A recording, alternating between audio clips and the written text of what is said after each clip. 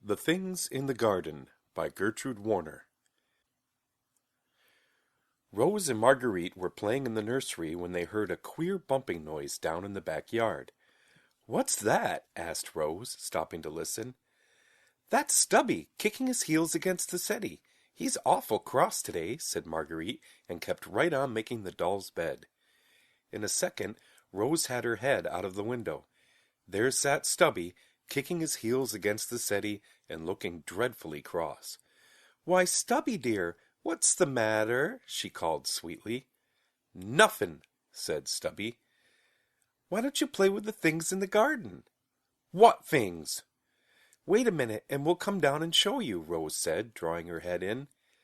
"How can you play with that cross Stubby?" asked Marguerite.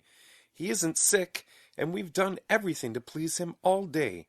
He's just plain cross, and if you play with him, we can't finish arranging the playhouse before 5 o'clock."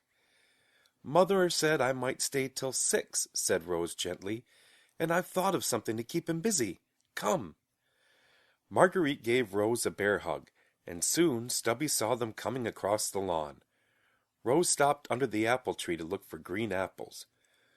"Muvver says not eat green apples," shouted Stubby. Rose held up a little one. "Come on," she called. "Find one the size of that." Stubby became interested in spite of himself, and more so as Rose began picking thorns off the rose bush and sticking them into the apple for eyes, nose, and mouth. Marguerite and Stubby began making one like Rose's. "Now find a stick and push it in for the body," said Rose. Stubby rammed one in so hard that it came out at the top of his doll's head. "That'll be good to stick a hat to," he said cheerfully. "They look pretty thin," said Marguerite, holding hers at arm's length. "But wait till they have clothes on," said Rose happily. "Hollyhocks are fine for clothes." So Stubby raced off for hollyhocks, picking the short stems off very carefully. First the large silver-white ones, then shell-pink ones, and last of all, the dark velvety ones. "Mine's going to be red," shouted Stubby, running back with his hands full. "Then take 3, 1 for the waist and 2 for the ruffly skirt," said Rose. "I know what'll be good for a parasol," said Stubby, sitting down beside Rose. "What?" asked Rose. Stubby pointed to the morning glory vine climbing all over the arbor, with its pink and violet blossoms rolled tightly up just like an umbrella. Rose clapped her hands. "Just the thing!" she cried. The children next made long braids of hair of striped grass, and fastened them to the backs of the dolls' heads with thorns. Then they bound broad sashes of satiny grass around the waists, and used the flat nasturtium leaves for sailor hats.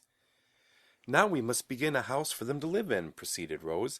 "Pick up little stones and make squares on the piazza floor for rooms." Stubby soon made 4 rooms, leaving a door in each, with a hall down the middle.